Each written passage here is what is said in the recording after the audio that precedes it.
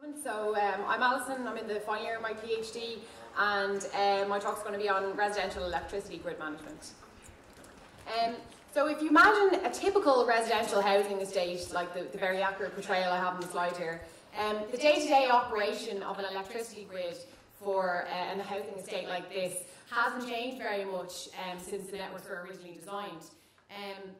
So the reason for this is that although there's been an overall increase in electricity demand, the behaviour pattern of customers hasn't really changed drastically. So conventionally, each customer has a specific electricity demand based on the appliances that they're using. This electricity is generated at a generating station. It flows down through the high-level transmission grid, down to the residential grid and into the customers' homes. So although the high-level transmission grid has required some management for quite some time, the lower level residential grid is essentially quite a passive part of the electricity system as a whole. But what happens if we start to introduce some new technologies to the residential grid? So say, for example, the customer in the bottom right corner here decides that they want to buy a solar panel for their roof.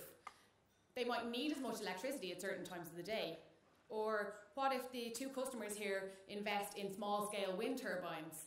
They might actually inject electricity into the grid at certain times of the day when the wind is blowing. Or if the other two customers here decide they want to buy electric cars, their electricity demand might increase hugely when their cars are plugged in and charging. Not to mention that all of these technologies are inherently uncertain, so do we know when it'll be windy or sunny, or when someone will arrive home with an empty car battery? So if we see large amounts of these types of technologies emerging on the residential electricity grid, there's potential, without some sort of management, there's potential for issues for both customers and for the grid operator. So unfortunately, electricity networks aren't something that you can just play around with or experiment on unless you want some very angry customers.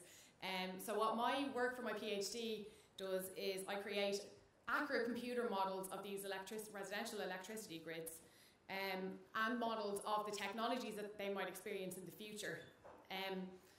This allows me then to create management tools that could be used in the future. So the vision is that in future, tools like the ones I'm developing could be used by the grid operator to send signals to these technologies and control the levels at which they're operating at. This control could be done in a way that could both be beneficial for the grid operator and the consumer by minimising cost, for example.